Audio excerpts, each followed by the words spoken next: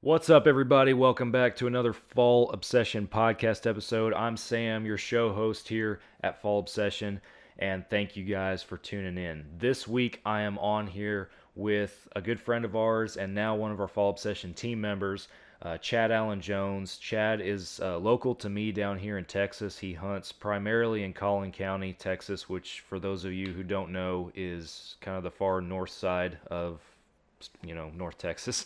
But Chad is a very, very smart deer hunter. Chad has killed a lot of big bucks. And if you guys don't watch the podcast video, I encourage you to at least check it out when it releases so that you can see his trophy wall behind him on the podcast video. It definitely reflects the time and the effort that he puts into hunting whitetail deer. But we talk in this episode a lot about whitetail behavior, what it takes to kill a big buck, the mindset behind killing a big buck, what pressure can do to a big buck, how to make know that the time is right to go in there and kill a big buck. Like we really get into it in this podcast. It's a great conversation. We talk about some other stuff too, just with bow hunting.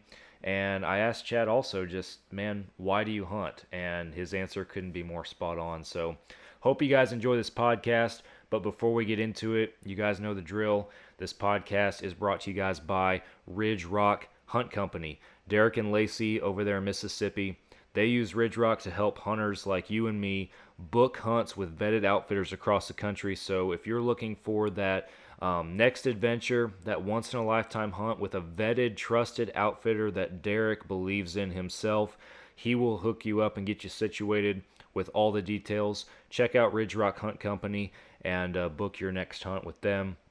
The podcast is also brought to you guys by the Outdoor Call Radio app. Outdoors Dan from Respect the Game TV, he has created an app that you can download on whatever device you primarily use, and you can stream hunting shows and hunting podcasts on a loop every single day of the week. You'll find Fall Obsession podcast on there on Mondays, the same day as our new publications, as well as a lot of other shows that just play on a continuous loop throughout the day, new shows every single day. It's a really awesome platform that he's built. He's trying to spread the word and get good content out there to those of us that are looking for it. So if you haven't downloaded the Outdoor Call Radio app, please do it. You can also check him out on social media, on Facebook. He does a couple of live radio shows every week as well, and normally has a Facebook live stream going with those live shows, so go check that out.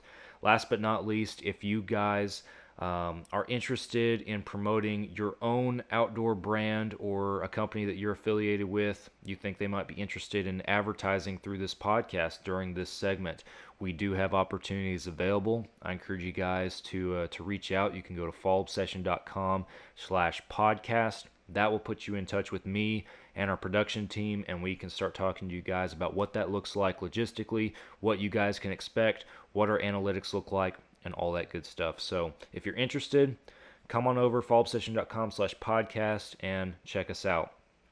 You guys know the drill too. All the social medias, hit them up. We're active on there. We post daily, as well as on the Go Wild app, which is a censorship-free app for hunters and outdoorsmen. So if you're not active on Go Wild, go create a profile. It's free and get started on there. I'm going to stop rambling. We're going to get over to the episode and my conversation with Chad. You guys are listening to another Fall Obsession podcast. Oh, you got her, dude. She's down. Let's go. Dude, I just shot a deer of a lifetime. Freaking smoked him. One with nature, and if you're a believer, one with God. Definitely gets your heart pumping. Boy, you are in trouble. Fall Obsession Podcast. All right, everybody, welcome back to another Fall Obsession podcast. Thanks for tuning in. I'm on here with Chad Jones, another Texas native up here in the Lone Star State with me. What's up, Chad? How are you? What's happening, buddy? How are you, man? Doing good, man. You've been on the podcast before, but it's been a minute, so I'm looking forward to catching up with you before this 2023 season starts up at least. So, yeah, likewise. So I encourage our listeners to go back and listen to some of the previous episodes we've had with you. We've had you on a couple times. You've been following Fall Obsession for a few years now. But then this past year, you kind of joined the team, and now you're a part of that family, and we've enjoyed having you on there and working with you on the content creation side of stuff. But man, I'm gonna dive right in. Anybody taking a look at your social media pages, they're very quickly going to start seeing big Texas whitetails. And I wanted to talk to you because, I mean, the wall behind you that folks will see in the podcast video speaks for itself. You're able to kill some big deer, and you work hard to be able to do it. Um, these bucks that you're seeing this year, man, where are they coming from? Well, it's just good genetics. But I get asked that question a lot. People say, "Man, how do you always see these big deer, and how do you kill big deer?" You have to be where big deer are. It's got to be a place that has genetics to produce big deer, and then those deer getting to a good age structure. To meet their max potential. And so it's pretty fortunate here in Collin County, which is far north Texas for people that don't know. It's been producing some studs. There's some really good genetics here, and we still have quite a few ag fields, so it's a good food source for them, and relatively low pressure for decades, because we didn't have a hunting season until 2012, and it's also bow only, which also helps them get to an older age to meet that max potential. So so that's just kind of a benefit to having all those factors come together. Is good food, good genetics, low hunting pressure, and they've been left alone for years and years, and so now we're getting to reap the rewards of that. But yeah, it's we've got some pretty good ones. I normally don't show the really big ones, just because people get a little crazy, trying to figure out that stuff. But I'll hopefully have some still pictures of those come season, but we'll see. Awesome. So and on that note, and our listeners know, if they're a returning listener, I never ask anybody to give away locations or secrets or anything like that on the podcast, obviously. But are you hunting primarily public land, private land? What's the overall situation that you find yourself on? Yeah, so I'm on all private land. I've got 4 leases in Collin County. I just got on one this year in Grayson County. I'm about a mile, just right out of a mile from Hagerman. And so I'm pretty optimistic about that lease this year. Yeah. And then I've been hunting Kansas for the last 3 years, but I didn't get drawn this year, so had to forfeit my lease up there. And then I've got a lease in Oklahoma, and it's I didn't even hunt it at all last year. And then I also hunt some public land up in Oklahoma when I get an opportunity as well. And so it just kind of varies. Last year I got drawn to hunt some public land at Lake Grapevine. I'm sure you're familiar with that.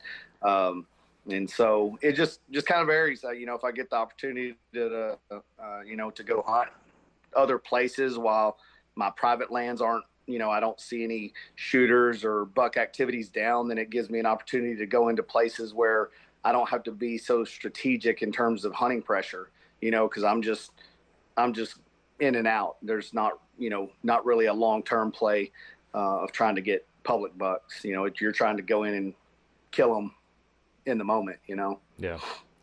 So what are some of the things on your various different leases, when it comes to, trying to pattern and then come up with a plan for actually putting a tag on a buck of the caliber that you're pursuing here?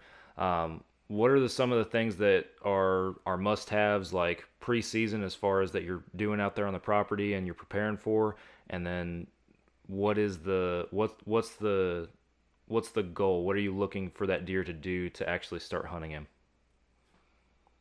Well, it's there's a few things, but you know, somebody was asking me this a few weeks back, just in terms of hunting preparation, and like I told them is, I haven't been to any of my leases unless it's to pick up a camera that stopped working, or batteries that went dead, or just something random that I didn't anticipate.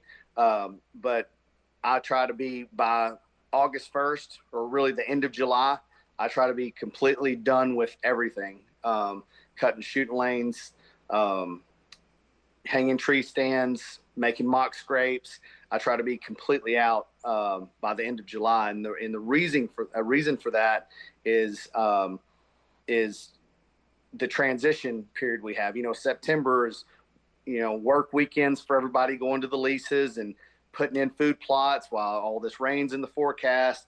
And so as hunters start putting a little more pressure, and you don't think about it that much, like you're like, yeah, I'm not hunting, I'm just going to the lease. It's still pressure, it's still a negative impact on the deer herd. And so, I want, when they feel that pressure, they want to go to a place that doesn't have pressure or hasn't had pressure in 2 months, 3 months at this time. And so I've been seeing that. I've been seeing some new bucks showing up, and I know the neighbors have been going in and filling their feeders and riding their four-wheelers around. And so, that's exactly what I want. I want them to find mine as the safe space. And so that's why I really push hard to not have to do anything unless pigs come in and knock over a feeder or some weird reason that I've got to go back. I stay out. Other than that, really what I'm doing is I'm putting in mock scrapes, on trails, places that I have some history with, that I know that deer travel through, travel corridors. And I'll put out mock scrapes. I'll put cellular cameras with solar panels on them so that I get inventory and I don't have to go back in there. Because ideally, I'm getting pictures. You've probably seen some videos of some of these bucks coming into some of my mock scrapes and things. That's just giving me inventory of the bucks that's there. And then obviously, now that they've shed velvet, they've all started splitting up out of their bachelor groups. Some will range, they'll move off a little farther. Some will stay on the properties that I have. And then it'll kind of help me navigate of, okay, is the one on the property the one I want to hunt? Or, has the one that I really am focused on moved off somewhere, and now I got to figure out a way to get him back, and a lot of those things come into, is my opportunity early season while he's patternable coming to food? Is it during the pre-rut when he's out cruising looking for does in their doe bedding areas, or is it the rut when he's just out cruising, And so, there's just a lot of different variables that play into that. And it's not just me coming up with that game plan. I also have to anticipate what neighbors are doing as well, when they're hunting, because, some of them hunt relatively close to me. And it's like, if I know they're hunting this location and the wind's bad for where I know these deer are coming from, then I won't even hunt those days, just because I know they're running it for not only themselves, but they're running it for me too. And so I just kind of let my cameras do the work for me, and then determine, where I'm going to go. That's kind of the reason I have so many leases here, is it gives me other opportunities. And plus, not all the leases produce big deer, from year to year, I might have some giants on one lease and the next year not see any. So it at least just kind of lets me move around. Yeah.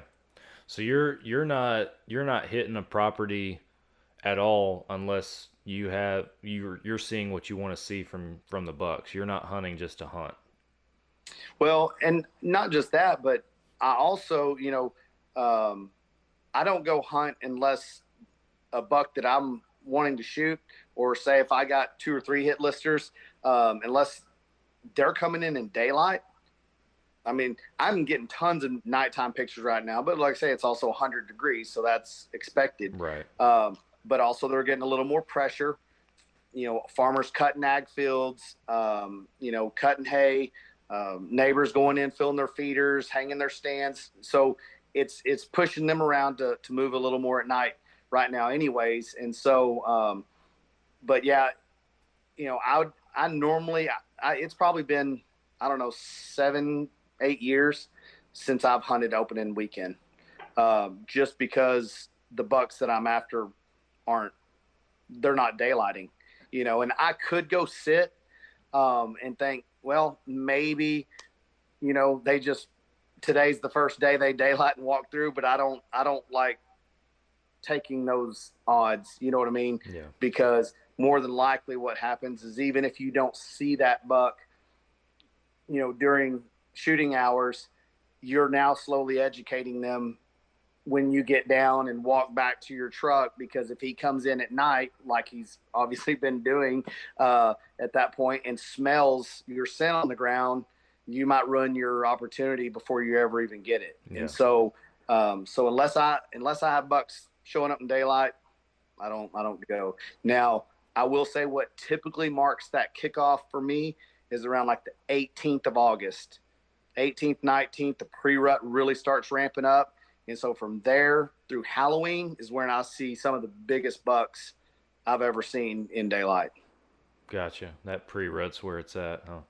Yeah, they're at that point they're out seeking, they're ranging out a little farther, but they're locating doe bedding areas. So that way they can scent check those doe bedding areas, and then they just monitor those until that first doe comes into heat, and then it's go time. Yeah. And then the does for us, like our area here in Collin County, on average, I mean, you might have some that come in to heat a little bit early, into the 1st of November, but I would say the peak of the estrus is, around the 15th. Yeah, I agree with that. Yeah, I know that's one thing that I've been trying to be a whole lot more cognizant of this year with our property, because this is our 3rd year on our lease, and it's been an evolution, going through all this stuff, and we certainly didn't have a whole lot of setups. And the first year I definitely overhunted it in one spot, and even last year I overhunted a different spot in particular, just because I like being in a tree, and I let that get the better of me, and that was the only tree stand I had that year. And this year I'm trying to be a lot smarter about it, because we actually do have some decent bucks on camera this year. And like I told my dad the other day, I don't even, just with the temps and what my bucks are doing right now, I don't even know if I'm going to hunt opening weekend, just because I don't want to mess up what could happen opening week or the week after, based on the whitetail behavior and stuff. So there's definitely, I definitely see a lot of people just like, oh, it's opening weekend, got to get out there, and that for some folks that's not always the case. So yeah, I mean, we've been waiting a whole year, right? Exactly, yeah, for this time. And so I think that's what, and you see people shoot really good deer opening weekend all the time, but that's also people that are hunting deer that are been on the pattern, that are coming in late evening, the last 30 minutes, of daylight and afternoon or something that makes those bucks killable. But it's the people that are going, man, I have a giant on camera, I'm itching to get out there and hunt him, but he's only coming in at 10 o'clock at night.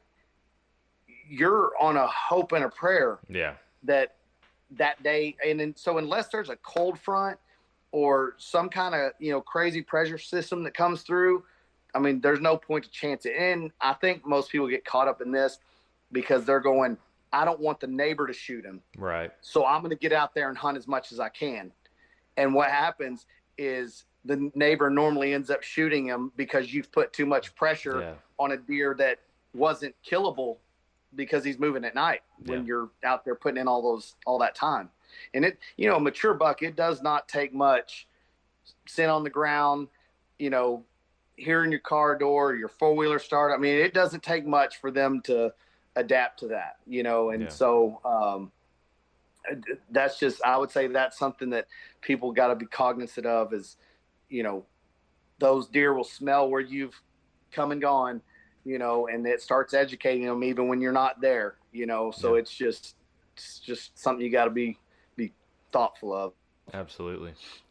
So let's say you on any given property, you see the activity, you see the whitetail behavior that you want, that and the weather's working, like everything's lined up. It's like, all right, it's time to hunt. Let's get out there. Are you hunting all day, nonstop? It depends. I mean, if my cameras are telling me there's bucks, starting to show up at 11, 12 o'clock, 1 o'clock, 2 o'clock, then yeah, it's all day sits for me. But if they're only coming in and say they've been up cruising all, milling around all night, and I'm getting some daylight activity of them at last light, or right at dawn, or really right before they're going back into their bed, to where I could possibly slip in there and catch them on their way back to bed would be one thing. But I normally don't hunt mornings really until the pre-rut either, is because these deer are up feeding all night, and it's still hot in October for us. So a lot of these deer are up feeding all night. That's when they like getting out and wandering around and going on excursions and looking for doe bedding areas. And so you're now trying to walk through the dark to get to your stand. You don't know where the deer are at this point.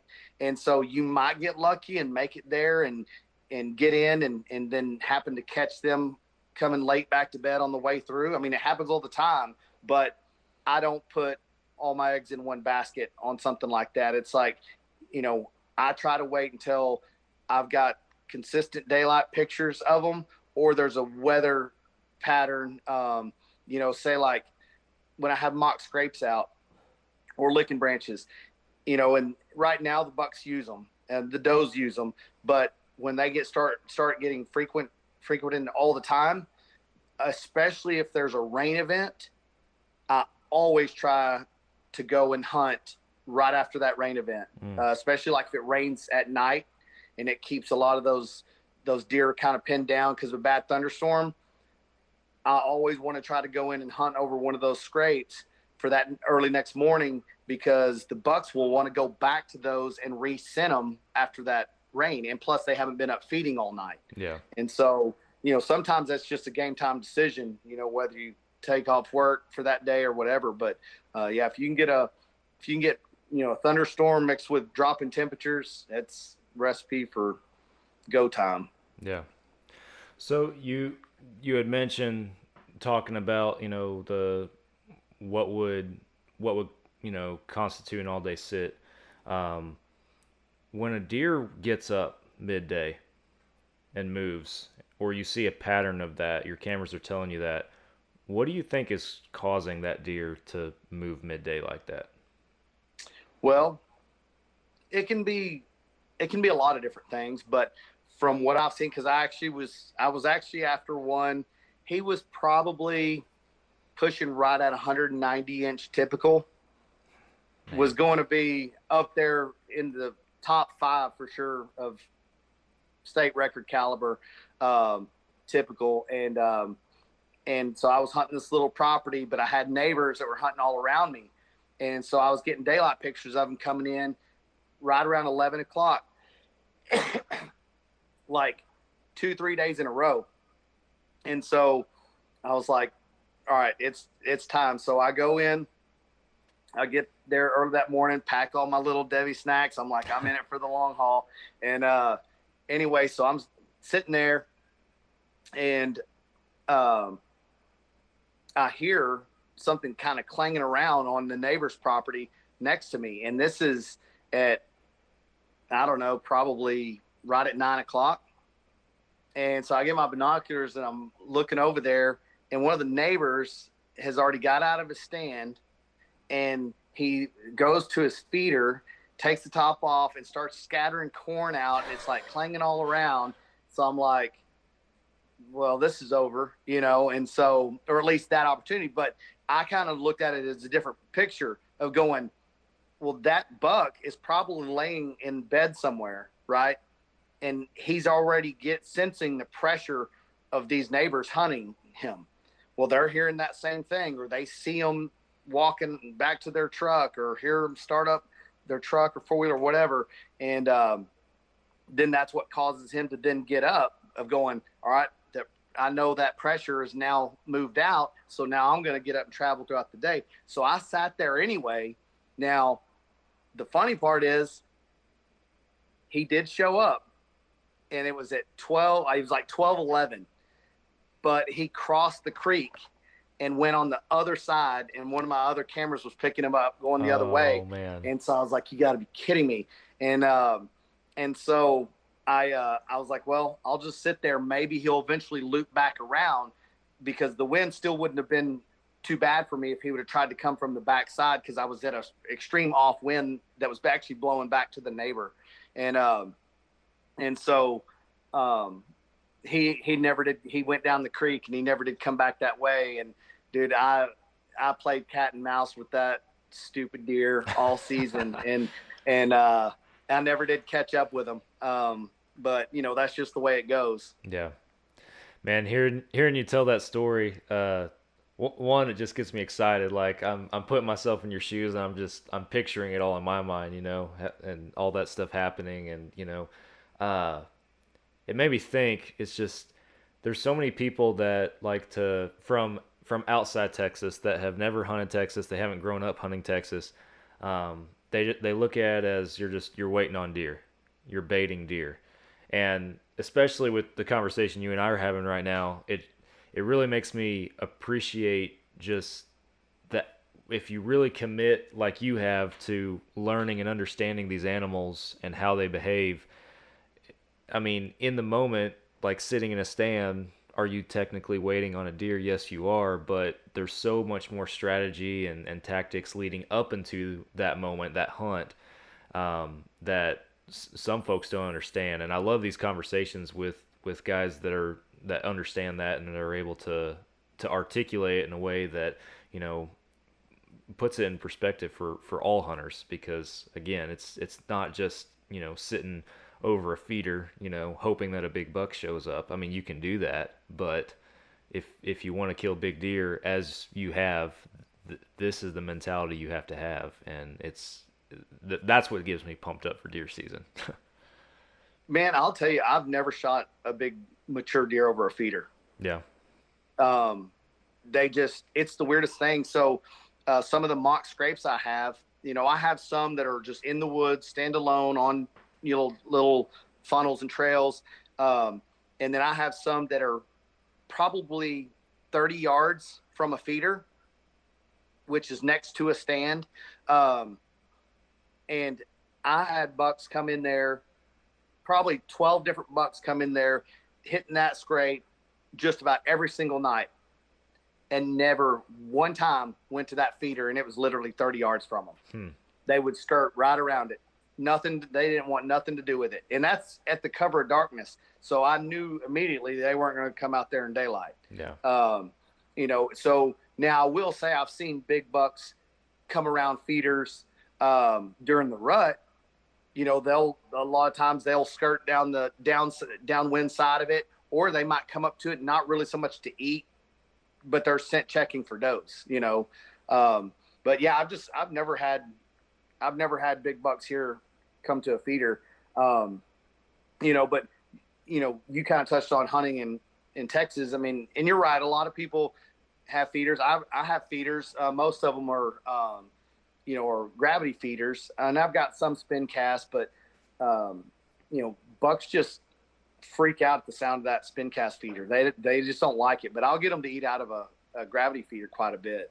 But I noticed that, hunting in Illinois, hunting in Kansas, places that, have big ag fields, but the pockets of trees, and cover are relatively isolated. And so, that's where all the deer are. And so, if you're getting in between those and their food source, you're in the money. And, I was telling a buddy that lived in Kansas, I was like, dude, hunting in Kansas is easy. Compared to what I'm used to, just because you're getting on what looks like a beat down cattle trail, and, 50 deer, just one right after the other, are piling through this thing. And I'm just like, man, this is insane. But they just don't have, it's just like little little pockets of cover that they're trying to transition in between.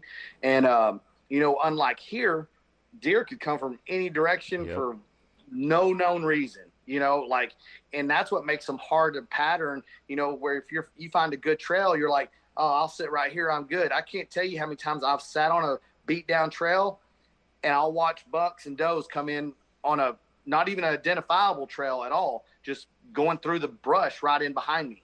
Mm-hmm. And it's just like, why wouldn't y'all just take the path of least resistance? You know what I mean?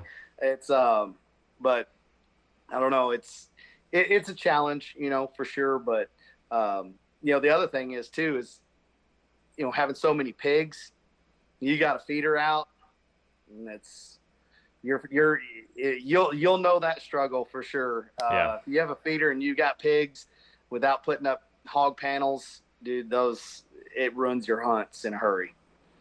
Yeah, deer hunt turns hog hunt a little too quick for your liking most of the time. I was talking to a guy the other day telling him how, I'll hunt pigs, but I won't hunt pigs during deer season. Now, if a pig comes in and ruins my deer hunt, that's right. Yeah, I might let an arrow fly, but I'm not going out there after pigs during season. I take special arrows for those occasions. Yeah, and that's the other thing. It was interesting. I was explaining to a guy from another state here pretty recently, like the whole concept of a pig arrow.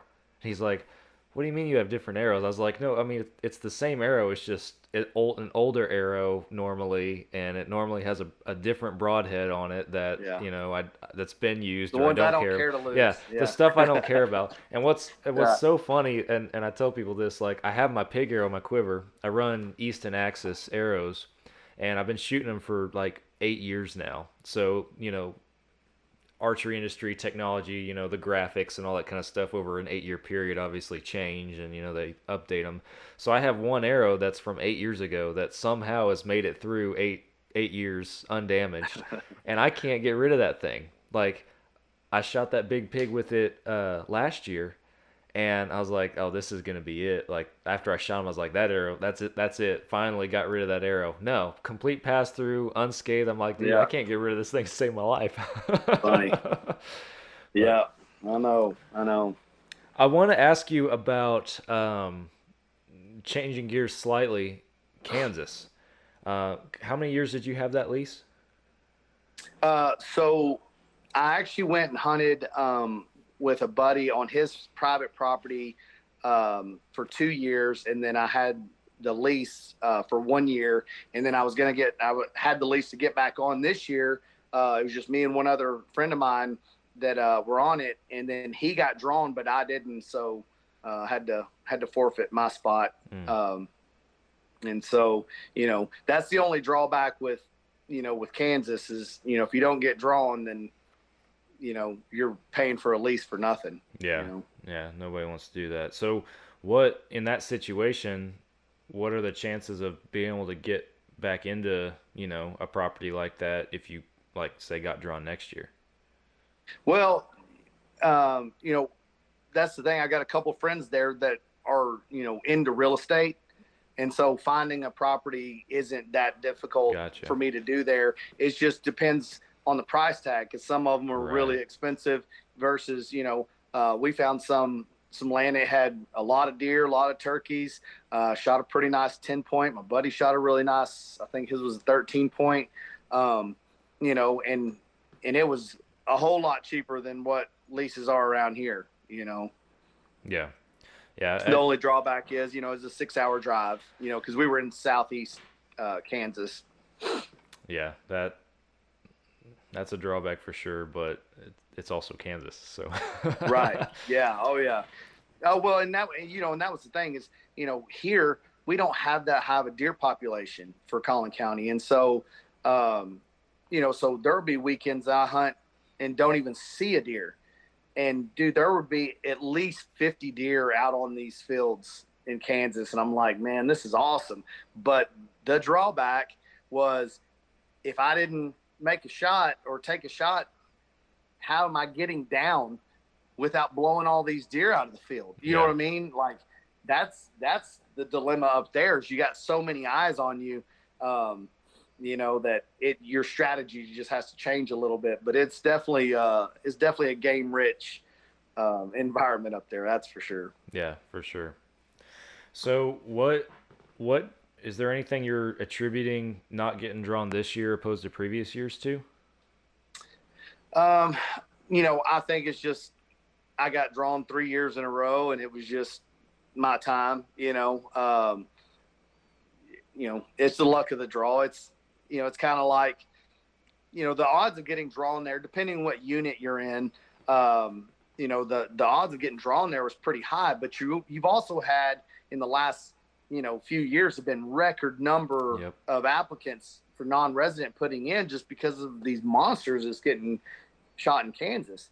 It's kind of the same thing with Grayson County and Collin County. You're getting people from out of state that are trying to find leases here now because of some of the deer that are shot. And that's natural. You know what I mean? It's just like Iowa and Illinois, where you see all these, high number of Boone and Crockett bucks making the book every year. Then people go, let's find a lease in that county because obviously it's got great genetics and great food sources. And so, it was just the luck of the draw, literally. Yeah. I mean, it didn't work out. So, but hopefully next year it'll be good and we'll give it another swing. Yeah. I was just curious because it really just, and I hate to bring it up or attribute it to it, but really ever since COVID, it just seemed like states all over were having an increase in applicants and numbers and everything. And like, I know that we were putting in and getting drawn, like up in Montana, for example, 2018, 2019, and then just 20, 21, 22, nothing. Didn't get drawn at all. And, what was previously for that archery tag in that particular state was a high 80%, success chance. And that changed pretty quickly, it seemed like. So I'm always curious when I hear stories like that to kind of get the inside scoop. So, well, I think that 100% has a lot to do with it. Because it's not just the hunting numbers went up, but like, we had a fifth wheel camper and we used to go camp all the time. And then it got to where we would call a campground. They're like, oh, we're booked up for 3 months.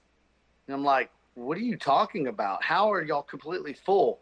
And all these people that during COVID that was working remotely were just going to the campgrounds, and you know what I mean? Yeah. And so I think a lot of that was contributed to that. And then you also, when we had the meat shortage and all these people are going, man, maybe there's something to this hunting thing where these people are, getting their own meat and not relying on the grocery store that now has none. And, so I think you just kind of had a whole lot of things come together that contributed to that. But, and then also bow hunting in general has just really taken off, even though hunters as a whole, like hunters numbers have been on the decline. Bow hunting is just archery in general has gone through the roof, and so. Yeah, it's interesting with that just because, I remember when I got into bow hunting as a kid, it was, seeing all the old VHS tapes of the Realtree guys and all that kind of stuff, the old Monster Bucks videos. Those were the first people that, I saw bow hunting. And my dad bow hunted long time ago, but never really got big into it, and so he when I was learning to hunt, he wasn't a bow hunter. So those are the only people that I was seeing bow hunt, and it was kind of just, I don't know, I watched that. It was interesting to me, and when I finally had the opportunity to, start shooting a bow, I took advantage of it, and obviously been hooked ever since. But I feel like now in today's day and age, it's not just those big name folks that people can see bow hunting. Now you have social media, and anything that you're interested in, it's a Google search or a social media search away to start seeing a plethora of videos and stuff on it. So you just start seeing all these content creators that are bow hunting. I think the new hunters that we do have coming in, they're completely skipping or not even worrying about like the rifle stage. They're diving right into archery almost a lot of the times just because they're intrigued by it and they've done a lot of research and looked at a lot of content on it. So Yeah. Well, and I mean, it's, archery's almost therapeutic Yeah. in a sense, just, there's a lot of people that like to go out and shoot a lot, whether you shoot your pistol or you like long range shooting or whatever, there's a lot of people that shoot, but, if I wanted to go shoot out in my yard, I could. Yep. Neighbors probably wouldn't care for it much, but I can go shoot my bow as much as I want to, and it affects nobody other than me, Right. And so, I see a lot of people practice, in their backyards in the middle of town, and so, I think that's what the ease of use for it, I think, really helps people a lot. With that, it's fun to do. Total archery challenge, a lot of these competitions Yeah. and deer hunting competitions and things like, or shooting competitions has really skyrocketed. So it started pulling in not just guys in archery, but girls in archery too. And so it's just I think you've had platforms like professional archers, but Cam Haines and Joe Rogan, those guys that have a very large following, has really helped bring a lot of that to light, where people that never even thought about it's like, man, that looks like a lot of fun, that looks cool, Yeah. and you're not breaking the bank to go buy one. Yeah. Even if you're just doing it, recreationally, not even hunting. Normally, at least I've seen for a lot of people that are like, man, I just want to get a bow and just shoot it. And within a year or two, they're, at least when I worked at the bow shop, within a year or two, they're coming back getting broadheads and wanting to try the hunting side of it too. Yeah. So it's pretty cool. I want to ask you a question, and it's a simple question, but could have it always has. I love hearing different answers from different people. Why do you hunt? Well, that's not a simple answer. It is not. It might be a simple question, but long answer. Certainly not a simple answer. I mean, there's so many reasons that I do it. Partly, I guess I would say the whole reason that I even do hunt is my dad's always been a hunter. Really all the men in my family have been hunters. And so I was introduced to that at an early age, at 4. I was 4 years old. And so I've kind of just always grew up around that, in the woods, outdoors, just kind of following that lifestyle. And so, so I would say that's what introduced me to it. But once I started hunting on my own, I just fell in love with it, of just, it's hard to explain. I mean, there's so many emotions that you experience when you hunt. I did a podcast with Blood Origins a while back, and the best way I could explain it was that it's like being on a roller coaster, that you never want to get off. Yeah. And so it's just, because you have the highest of highs, say you shoot a buck of a lifetime, or, an animal that you've always wanted to hunt, or your kids, you take your kids and they shoot their first deer, and just that experience, that bond, the highest of highs, and then the lowest of lows. You shoot a deer you've put in years or hours on end, and you lose it. You can't find it, or, you know what I mean? Like it is a roller coaster of emotions. Trying to hunt a specific buck, all the time and energy and effort that goes into that, and then the neighbor shoots it, or all the work that you put in, and you see a picture of it is hit by a car on the highway, and it's just like, but I think that's what keeps you going, though, is the element of surprise. I mean, you don't know, it's not predictable of what's going to happen, but it's just those experiences, is what's worth it to me, and you always want it to be a good experience for everybody, especially me getting my kids into hunting, like my daughter, she's wanting to, she shot her first deer at 10. My oldest daughter shot her first deer at 10, obviously using a rifle. but she wants to hunt in Collin County with me. And I was like, well, you need to be a proficient with a bow. Yeah. And she's like, well, give me a bow. And, but I'm like, well, now it's not just having a bow. You need to be proficient with a bow because you don't want to set them up. You don't want to set them up in a situation where they see one, they're not proficient or confident with the shot. They, because they're new to bow hunting and don't understand that adrenaline dump that's about to hit, and you're trying to hold your nerves together. So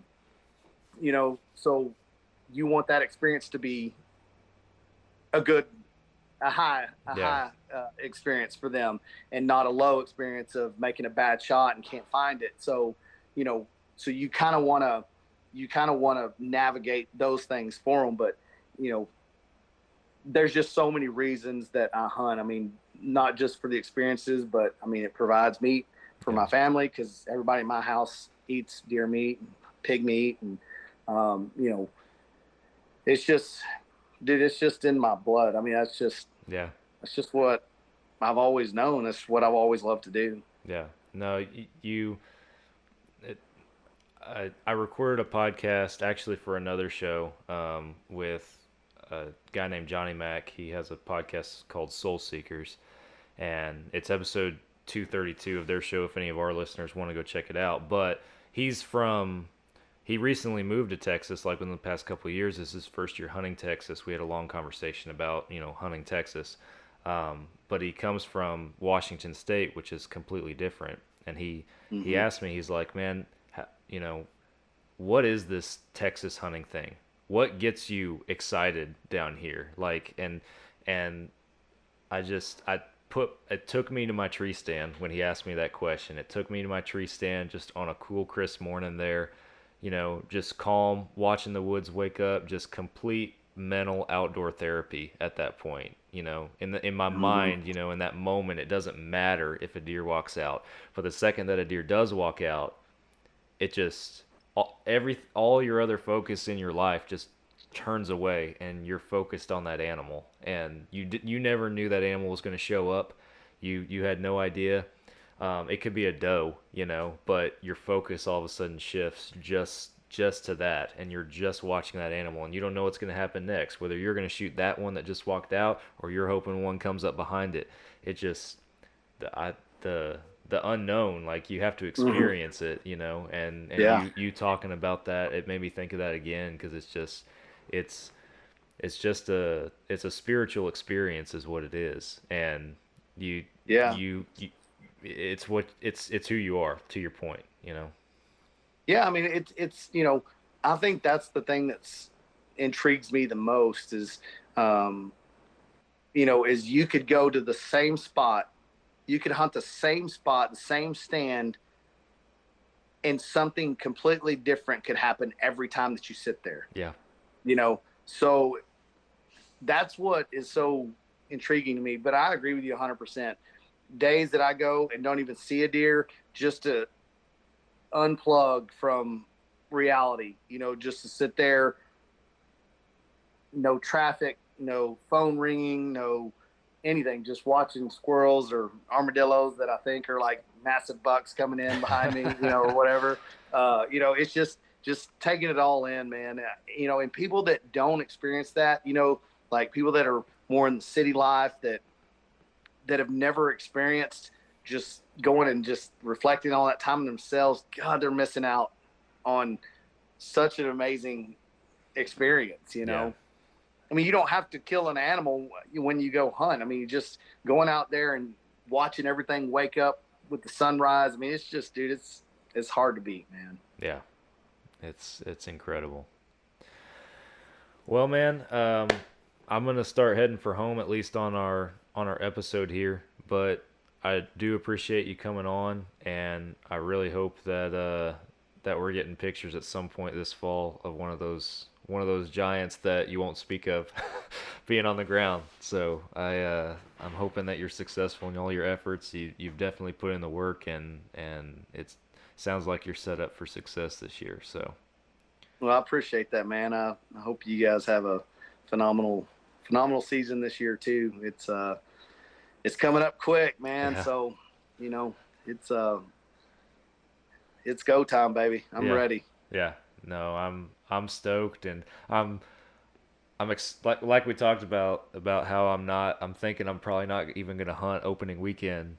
I'll probably make it out there at some point opening week, I would imagine, but like opening weekend, if I've ever had the opportunity to hunt opening weekend, I always have, so it's like bittersweet. Like I'm bummed. Part of me is like, oh man, I'm not gonna be out there when the season starts, and then I'm like, I'm I'm playing it right. I'm playing my cards right. So it's bittersweet, but I'm looking forward to it. I mean, Well, I'll at tell you, this I point, I'm a hate. few days away. Yeah, I was gonna say I hate mosquitoes. Like they Yeah. attack me like there's no tomorrow, and so that's a lot of the reason I don't hunt opening weekends because I don't have bucks showing up. That's daylighting very often, and I just get ate alive. So Yeah. I couldn't be still if I wanted to. I'm sitting there swatting at them, and So anyway, we'll see how it goes. Yeah. I want to hunt some decent hunting weather this year. Last year, I don't know what it was. I was always out there at the wrong times. I never had a cold hunt last year. It was like every time I had the Yeah. opportunity to hunt, it was always warm. And my dad would always go out there with me, but my dad's self-employed. I'm not, and my dad would tell me that like we'd be out there for days and we'd come back, and my dad would text me. He's like, "Well, I'm self-employed, so I'm going back." Like a day later, and he'd go back out Yeah. there. The weather would turn cold, and he filled all his tags last year. So Yeah. something to it. Yeah. That the weather's the ticket, man. Yeah. It's yeah. Well, that's good, man. Yeah. Yeah, I hope you guys knock down some monsters this year. It'll be good. Same for you, man. For our listeners, if they do want to follow along with your journey that you share on social media, where can they find you? So Instagram is Chad Allen Jones. My Facebook is Chad Allen Jones, and TikTok. We'll just leave that one off the table. I've been banned from TikTok so many times, I don't even know where to start.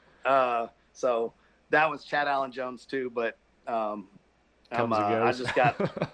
Yeah, I was gonna say I just got a notification. I'm on my last strike before I get banned again for like the 10th time. So. And then on YouTube is same thing, Chad Allen Jones. Do you film all your hunts? I didn't even ask that earlier. I do. Yeah, just I always hunt by myself unless I go with my daughter. But yeah, I film my hunts, but I didn't really start doing it until I don't know the last couple of seasons, because that was one of the questions they asked when I shot my 2018 buck, my biggest buck, the 233. When they started paying me for publishing rights for all the pictures, they said, "Man, did you get this on film?" And I actually had a GoPro that I left in the truck. I didn't even take it, but I don't think I would even remember to turn it on.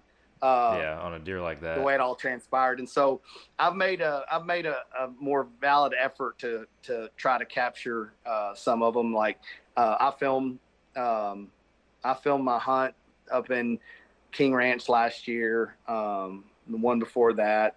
So I filmed some of them, but it's kind of one of those things to normally when I don't want to pack all that gear in, that's normally when I see one. So Yeah, that's normally how it works. Mm-hmm. Well, for our listeners, we don't have time to dive into it. You just mentioned that 233, I believe, is the number you threw out there. And while back, I think your first time on the podcast, you and Nick sat down and you told that story. I just scrolled back through real quick to make sure I got it right, but it's episode 48. If any of our listeners want to go back to that far and listen to that again, it's a pretty cool story. So, but again, man, good luck this season. Hope you get a big one, and thanks for coming on. All right, appreciate you, buddy. Listeners, thank you all for listening. We're back again next week as always. Be sure you like and follow on all the socials, and we post weekly podcast episodes, so subscribe on whatever platform you're listening on, and I will be back with you guys next week. Catch you then.